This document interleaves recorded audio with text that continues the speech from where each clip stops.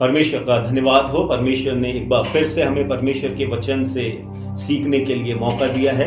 आइए हम प्रार्थना करें। हमारे खुदावंद, हम आपकी निकटता में आते हैं। आपके वचन से जब हम सीखते हैं, पवित्र आत्मा हमारा सहायक बने। पवित्र आत्मा अपनी आत्मा में, अगुवाई में हमें से हर एक को परिपूर्ण करे। प्रत्येक जो आपके वचन को सुनता है, पिता परमेश्वर, आप अपने वचन को उनके हृदय में कायल करते हुए उनके जीवन के लिए कार्यान्वित करें कि प्रभु आज का वचन हमें से हर एक के लिए आशीष का और आपकी महिमा का कारण बने। हमारे उद्धारकर्ता ख्रीष्ट मसीह यीशु के नाम में मांगता हूं, आमीन। प्रियो, आज का युग जो है प्रतिस्पर्धा का युग है। हर एक व्यक्ति इस होड़ में है कि वो किसी दूसरे व्यक्तित्व से, किसी दूसरे व्यक्ति से कहीं ना कहीं, किसी ना किसी माध्यम से अव्वल हो, उन्नत हो, बेहतर हो।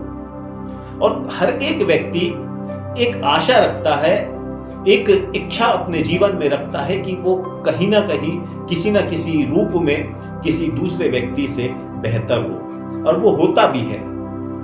लेकिन बहुत बार इस होड़ में जब कोई व्यक्ति अपने आप को इतना लिप्त कर देता है कि वो इसी आशा को, इसी विश्वास को या इसी प्रयत्नों को करता है कि वो दूसरे से बेहतर हो, वो उसके जीवन के लिए पतन का और उसके जीवन को निराशा में डालने का कारण भी हो सकती है।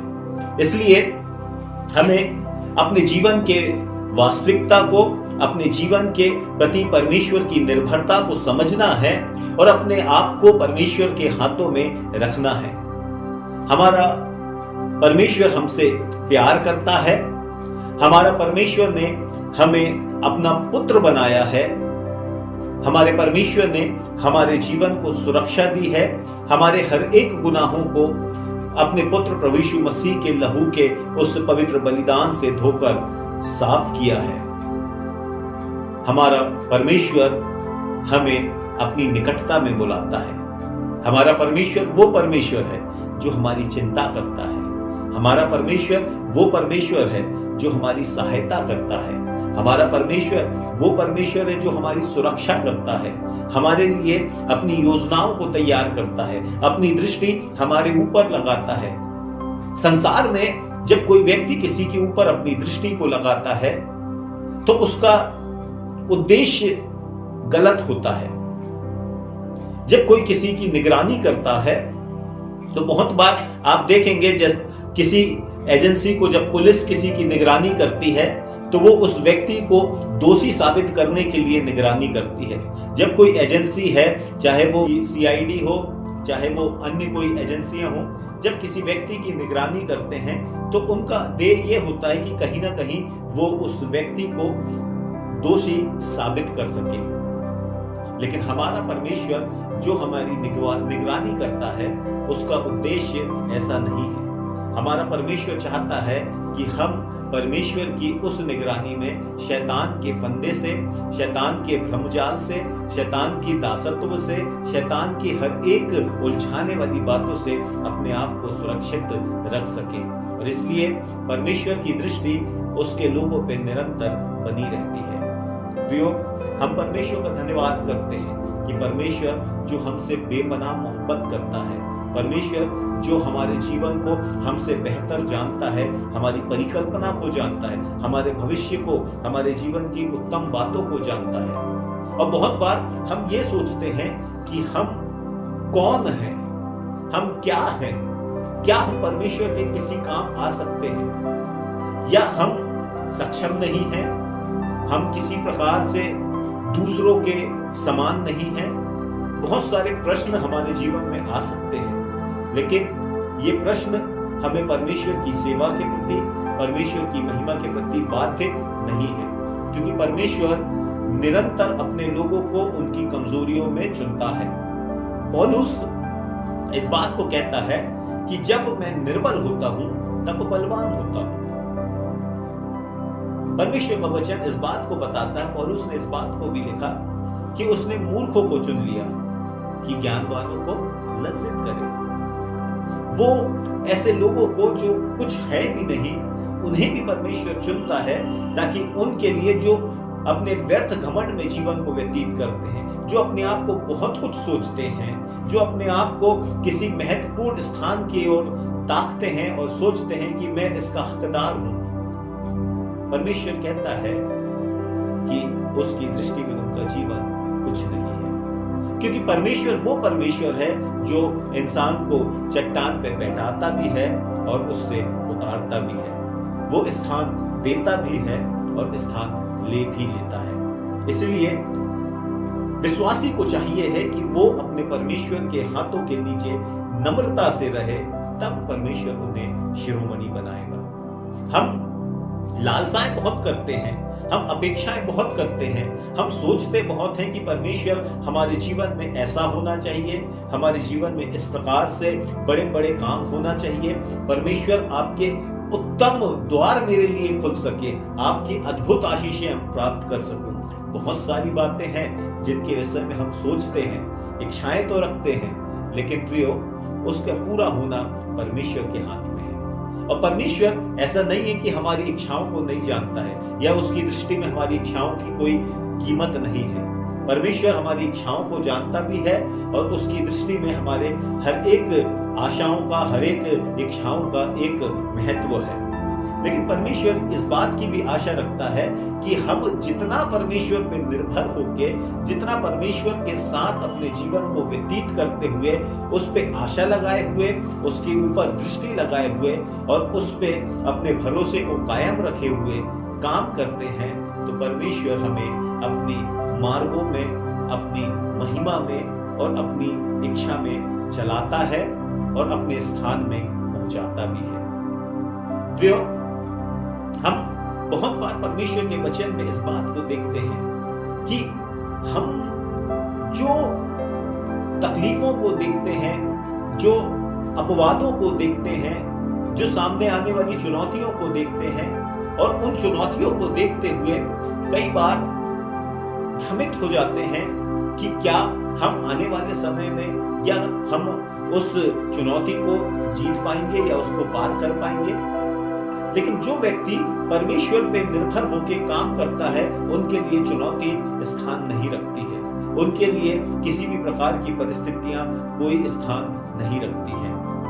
और ऐसे ही बाइबल के कई उदाहरण हैं और हम उन तमाम उदाहरणों के माध्यम से और हम विशेष रूप से उन चीजों के माध्यम से इस बात को सीखने का प्रयास करेंगे कि हाँ, भले मेरे जीवन में असक्षमता हो, भले मैं दूसरों के समान अपनी योग्यताओं को प्रदर्शित ना करता हूं, लेकिन इसका कतई ये अर्थ नहीं है कि मैं परमेश्वर के दृष्टि में कुछ नहीं हूं। परमेश्वर मुझसे उतना ही प्यार करता है, परमेश्वर आपसे उतना ही प्यार करता है जितना वो किसी दूसरे व्यक्ति से करता है। क्योंकि प्रत्येक व्यक्ति जो परमेश्वर का है, जिसे परमेश्वर ने अपने हाथों से सृजा है, परमेश्वर उन सब से प्यार करता है और नहीं चाहता है कि कोई भी व्यक्ति निराशाओं के द्वारा या संघर्षों में अपनी असफलताओं के द्वारा जीवन को व्यतीत करे। और इसीलिए हमें हियाव बांधने की आवश्यकता है, अपने आत्मविश्वास को मजबूत करने की आवश्यकता है। देखिए, आत्मविश्वास दो तरह का होता है। इसका जो शाब्दिक अर्थ है वो है आत्मविश्वास। आत्म मतलब स्वयं का, विश्वास, और यदि स्वयं का विश्वास है मतलब घमंड है। लेकिन दूसरा जो आत्मविश्वास है, जिसको बाइबल कहती है हियाव के रूप में, जिसे परमेश्वर प्रदान करता है, जो विश्वास दाऊद के अंदर था जब वो गोलियत के सामने खड़ा हुआ, जो विश्वास यूसुफ के अंदर था जब वो मिस्र में पहुंच गया और पोतीफर के सामने दृढ़ता से कह सकता है कि मैं ऐसा नहीं किया है, जो विश्वास डैनियल, शद्रक, मेशक, अबेदनगो के जीवन के अंदर था, जिन्होंने राजा के अच्छे और सुंदर स्वादिष्ट भोजन का त्याग कर दिया और सादा और साधारण भोजन को ग्रहण करना उचित समझा। ये विश्वास कालेब और यहोशू के जीवन में भी है, जो बाकी के 10 भेदियों के परिणाम को सुनते भी हैं, लेकिन इस बात को कहते हैं निश्चय वहां पे शूरवीर हैं, अमालेकी हैं, वहां असैनी लोग हैं, वहां पे मिद्यानी लोग भी हैं, वहां पे हमने हित्तियों को देखा है, वहां पे हमने अमालेकियों को देखा है जो बहुत बड़े योद्धा नजर आते हैं। लेकिन जब यहोशू और कालेब इस बात को कहते हैं, कालेब का बड़ा सुंदर शब्द आप 13वें अध्याय में पढ़ेंगे जब आप, तो वहां लिखा हुआ है कि निश्चय हम उस देश में चढ़ाई करें, परमेश्वर उसे हमें दे देगा। ये वो आत्मविश्वास है जिसमें परमेश्वर की निर्भरता नजर आती है, और परमेश्वर चाहता है कि हम उसी निर्भरता को अपने जीवन में धारण करें और परमेश्वर के कामों में नित्य लगे रहें। हाँ, हो सकता है कि हम दूसरों के समान बड़े बड़े काम ना करते हो सकता है कि हम दिखावटी काम ना करते हो, क्योंकि बहुत सारे लोग आज दिखावटी काम करते हैं, क्योंकि आज इस बात को कहा जाता है जो दिखता है वो बिकता है। लेकिन ऐसा नहीं है, परमेश्वर मनों को जांचने वाला परमेश्वर है, और वो आपके हृदय के भावों को देखता है, वो आपके परिश्रम को देखता है, वो आपके उस समर्पण को देखता है जो परमेश्वर की सेवा के प्रति, परमेश्वर की संगति के प्रति और परमेश्वर के कामों के प्रति आपके हृदय में उत्पन्न होती है, और आप उसे पूरा करने का प्रयत्न करते हैं। हम इस बात को देखते हैं, परमेश्वर हमें एक महत्व दिया है। परमेश्वर की दृष्टि में आपके और मेरे जीवन का एक महत्वपूर्ण स्थान है। यदि कोई हमसे कहे कि हम कौन हैं, क्या परमेश्वर मुझसे प्यार कर सकता है, तो प्रियो हम इस बात को जाने, बाइबल इस बात को स्पष्ट रूप से बताती है कि हम परमेश्वर की चुनी हुई प्रजा हैं। विश्वासी परमेश्वर का निज भाग है। विश्वासी जो अपने जीवन को परमेश्वर में परिवर्तित किया है, जिसने प्रभु यीशु मसीह में अपने पापों की क्षमा मांगी है, बाइबल इस बात को बताती है कि वो प्रतिज्ञा प्राप्त व्यक्ति है। एक विश्वासी परमेश्वर के द्वारा बुलाया गया और चुना गया व्यक्ति है। ऐसा नहीं है कि संसार में इतने सारे लोग हैं, सब परमेश्वर के बुलाए हुए हैं या सब परमेश्वर के चुने हुए हैं। आप गौरवान्वित हैं, आप वो गौरवशाली लोगों में हैं जिसे परमेश्वर ने चुना है, और इसलिए परमेश्वर जो हमसे अद्भुत प्यार करता है, उस परमेश्वर के ऊपर हमारी निर्भरता आवश्यक है। हम उस परमेश्वर पर निर्भर रहें, क्योंकि जब वो हमें थाम के चलाएगा, जब वो परमेश्वर हमें आगे बढ़ाएगा, कोई भी संसार के ऐसे अवरोध नहीं है जो हमें रोक सकते हैं। हाँ, हम मानवीय रूप से बहुत सारे प्रश्नों को अपने विवेक में ला सकते हैं, अपने चित्त में ला सकते हैं, लेकिन उस पे बाइबल हमें बहुत सारे उदाहरणों को बताती है जिसका जवाब हमें मिलता है, और हम और भी अधिक आनंद के साथ, उत्साह के साथ परमेश्वर पर निर्भर होना सीखते हैं। हम सबसे पहला उदाहरण देखेंगे जो हमें मिलता है निर्गमन उसके 4 अध्याय में। वहां पे मूसा की बुलाहट का जिक्र है, और हम सब जानते हैं कि परमेश्वर ने मूसा को फिरौन के पास भेजा ताकि वो फिरौन से बात कर सके और उससे कहे कि मेरी प्रजा को यहां से जाने दे। लेकिन मूसा का एक प्रश्न है जो 4 अध्याय की 10वीं पद में पाया जाता है, मैं तो बोलने में भद्दा हूं, जीभ का भद्दा हूं, मैं कह नहीं सकता, मेरे अंदर वो योग्यता नहीं है, मेरे अंदर वो क्षमताएं नहीं है, मैं अयोग्य हूं। बहुत बार आपके और मेरे जीवन में भी ऐसे प्रश्न आते हैं, जब हम बहुत सारे सुंदर सुंदर गीतों को गाने वाले, बहुत अच्छे प्रचार करने वाले, बहुत सुंदर प्रभावी प्रार्थनाएं करने वाले, बहुत अद्भुत रीति से परमेश्वर के कामों को प्रकट करने वाले लोगों को देखते हैं, हम सोचते हैं कि हम इनके सामने कुछ नहीं है, लेकिन परमेश्वर और उसकी दृष्टि में आप बहुत महत्व रखते हैं। हाँ, हो सकता है कि हम दुनियावी या दूसरे लोगों के समान नहीं हैं, लेकिन जो हमारे पास है, जो योग्यताएं परमेश्वर हमारे हृदय में, हमारे जीवन में देखता है, उसे शायद हम भी नहीं देख पाते हैं। मूसा ने भी अपनी उस योग्यताओं को नहीं देखा, लेकिन परमेश्वर उसकी योग्यताओं को जानता था। आपके अंदर की योग्यताओं को परमेश्वर जानता है। हम भले कह सकते हैं कि हम अयोग्य हैं, हम इस काबिल नहीं हैं, लेकिन परमेश्वर हमें काबिल बनाता है। परमेश्वर अपने मनोरथों को हमारे जीवन से पूरा कर सकता है। इसलिए अयोग्यताएं किसी भी रीति से बाध्य नहीं है, अवरोध नहीं है। और इसलिए हम अपने आप को परमेश्वर पर निर्भर रखें, अपनी अयोग्यताएं नहीं, लेकिन जो हमारे पास है, जो परमेश्वर ने हमें दिया है, चाहे वो थोड़ा है, चाहे वो ज्यादा है, चाहे जितना है, जैसा है, लेकिन जब हम परमेश्वर की महिमा में उसे इस्तेमाल करने लगते हैं, परमेश्वर हमें अपने राज के योद्धा के रूप में खड़ा करता है और बहुतों के लिए आशीष का कारण बनाता है। एक छोटी सी लड़की थी, मैरी जोन्स। वो छोटी सी बच्ची थी, कई मील दूर जाके सिर्फ बाइबल पढ़ने की आशा रखती थी, और उसका ये प्रयत्न और उसे एक बाइबल खरीदने की चाह इतने दूर दूर के सफर को उसे करा दी, और लोगों ने उसकी उस चाह को देख के बाइबल सोसाइटी के महत्व को जाना। एक छोटी सी बच्ची जिसकी कोई योग्यता ना हो, कोई मूल्य ना हो, लेकिन उस बच्ची के द्वारा परमेश्वर ने एक बड़े सेवा को आरंभ कर दिया। अयोग्यताएं किसी भी प्रकार से अवरोध नहीं है। दूसरा उदाहरण हम देखते हैं, गिनती न्याय योग उसका 6वां अध्याय। वहां पे एक व्यक्ति है जिसका नाम है गिदोन, और ये वो गिदोन है जो मिद्यानियों और अमालेकियों के डर से एक स्थान में छुप के धान को छान रहा है।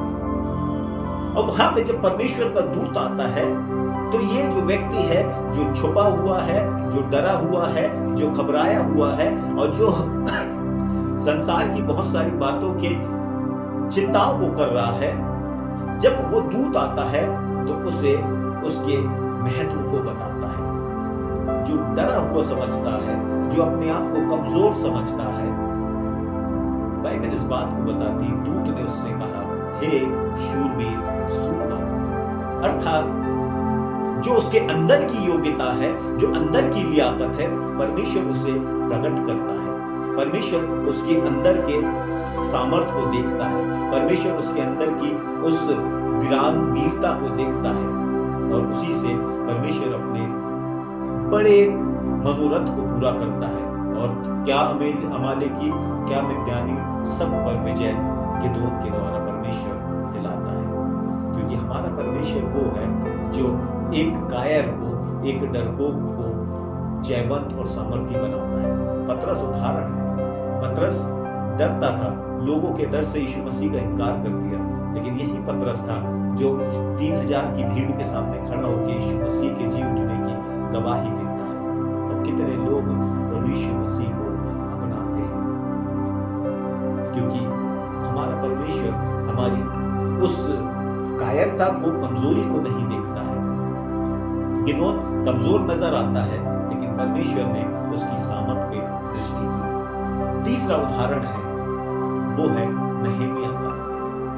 नहेमिया जो कि एक राजा का प्याऊ है, सेवक है, बंधुआई में आया हुआ है, और वहां पे वो सेवा कर रहा है, स्वतंत्र नहीं है। क्या हुआ कि हम दूसरों के अधीनस्थ हैं, दूसरों के अधीन काम करते हैं, हमारे अपने अधिकारी हैं, लेकिन जब हम परमेश्वर के कामों के प्रति विचार करते हैं तो बंधुआई किसी भी प्रकार से अवरोध नहीं है। परमेश्वर अपने लोगों को बंधुआई में भी इस्तेमाल करता है, और नहेमिया उसका जीवता उदाहरण है। परमेश्वर ने नहेमिया के द्वारा उस यरूशलेम की सहपनाह को बनवाया, और उसके लिए उसने राजा के हृदय को भी कायल किया। उसके लिए परमेश्वर ने और दूसरे राजाओं के हृदय को भी कायल किया, और बहुत सारे लोगों को उत्साहित किया कि वो नहेमिया के काम में उसका सहयोग कर सके। क्योंकि हमारे जीवन में किसी भी प्रकार का अवरोध, किसी भी प्रकार की बाधाएं, किसी भी प्रकार की बंधुआई बाधा उत्पन्न नहीं करती है। जब हम परमेश्वर के काम के लिए अपने आप को प्रस्तुत करते हैं। एक और उदाहरण, वो है पतरस का उदाहरण। हम जानते हैं पतरस ने रात भर मेहनत की, रात भर मेहनत करने के बाद उसे एक भी मछली प्राप्त नहीं हुई। जब पतरस खाली था, निराश हो चुका था, अपने परिश्रम का उचित फल प्राप्त नहीं किया था, बाइबल इस बात को बताती है, यीशु मसीह ने जब उससे कहा कि जाल डाल, तो कहता हे स्वामी, हमने रात भर मेहनत की है और एक भी मछली नहीं पकड़ी। पतरस का इस जवाब को देना इस बात को बताता है कि पतरस अपने परिश्रम के उचित फल को प्राप्त नहीं किया है। बहुत बार हम जो मेहनत करते हैं, हम जो प्रयास करते हैं, हम जो सेवा करते हैं और हम सोचते हैं कि इस सेवा का ये प्रतिफल होना चाहिए, वो प्रतिफल हम प्राप्त नहीं करते हैं। और जब हम उस प्रतिफल को प्राप्त नहीं कर पाते हैं, तब अपनी सेवा से विमुख हो जाते हैं और फिर हम अपने दर्शन को बदलने लगते हैं। प्रियो, पतरस हमको इस बात को सिखाता है कि जीवन की निराशाएं, जीवन की असफलताएं कभी भी परमेश्वर के मनोरथ को पूरा करने के लिए बाधक नहीं है, क्योंकि परमेश्वर इन बाधाओं के बावजूद भी, इन असफलताओं के बावजूद भी पतरस से अपनी सेवा को करवाता है।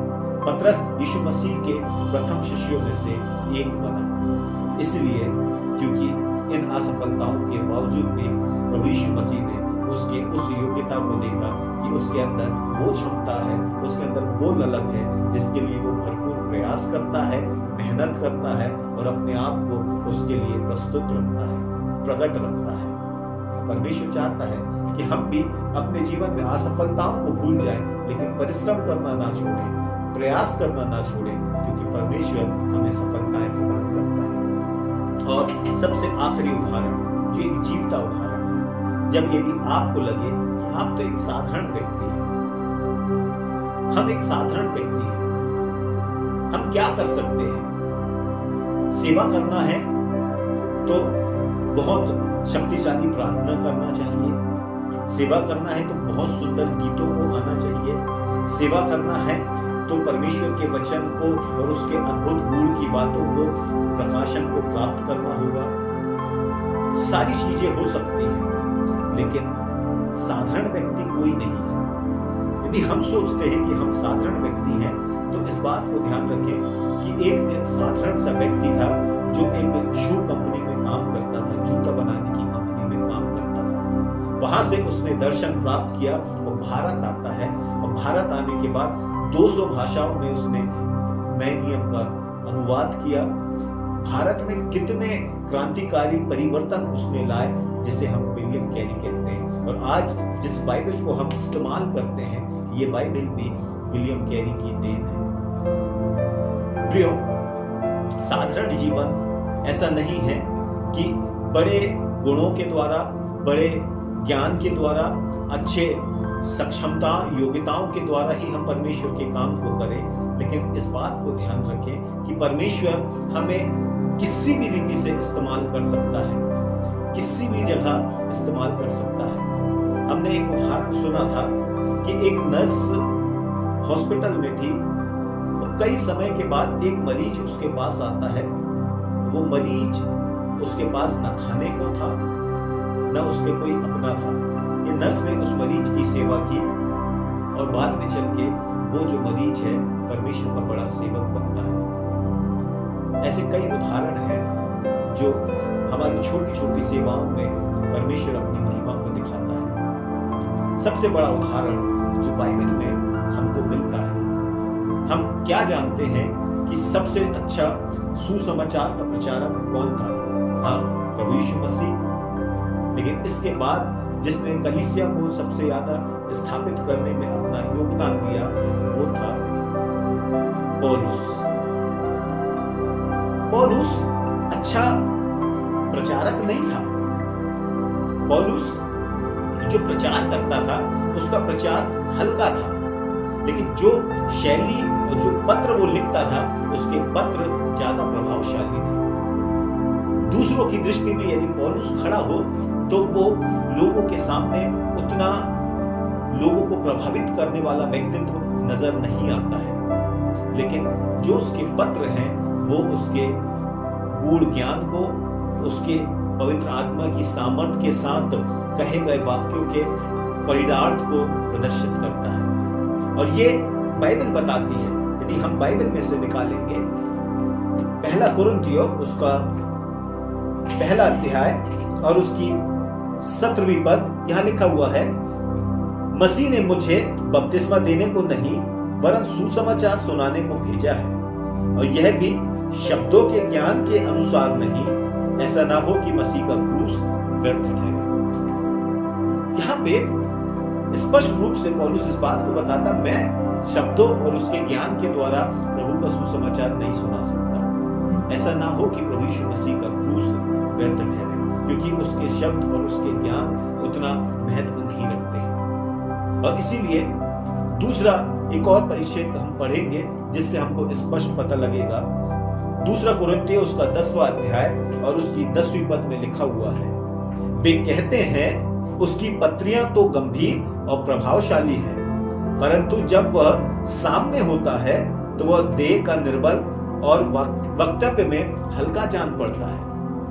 उसकी पत्रियां, उसका जो लेख है जो हम पढ़ते हैं वो ज्यादा प्रभावशाली है, लेकिन जब वो प्रचार करता है उसका प्रचार हल्का जान पड़ता है, इसलिए क्योंकि व्यक्तित्व उसका उस प्रकार का नजर ना आता हो।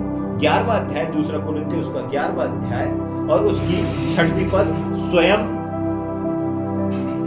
पौलुस इस बात को कहता है, यदि मैं वक्तव्य में अनाड़ी हूं तो भी ज्ञान में नहीं। हाँ, बोलने में वो थोड़ा कमजोर हो सकता है लेकिन ज्ञान में नहीं। परमेश्वर उसके उस कमजोरी को इस्तेमाल नहीं कर रहा है, परमेश्वर उसके उस ज्ञान को, उस योग्यता को इस्तेमाल कर रहा है जिससे परमेश्वर की बड़ाई होती है। और आपके अंदर भी वो क्षमता है, आपके अंदर भी वो योग्यता है। आप कभी भी इस बात को नहीं कह सकते हैं कि आप साधारण हैं, आप अयोग्य हैं, आप कमजोर हैं, आप हारे हुए हैं, असफल हैं, या फिर हम कभी भी इस बात को नहीं कह सकते हैं कि हम बंधुआ में हैं, हम दासत्व में हैं, क्योंकि परमेश्वर ने हमें जिस स्थान में है, जिस हाल में है, अपनी महिमा के लिए चुना है और वो अपने मनोरथ को आपके जीवन से पूरा कर सकता है। जरूरी है कि हम अपने आप को उसकी सेवा के लिए अर्पण करें, उस पर निर्भर हो, उस पर भरोसा रखें और उसके कामों को विश्वास योग्यता से पूरा करें। परमेश्वर का धन्यवाद। परमेश्वर आपको बहुतायत से आशीष देता है।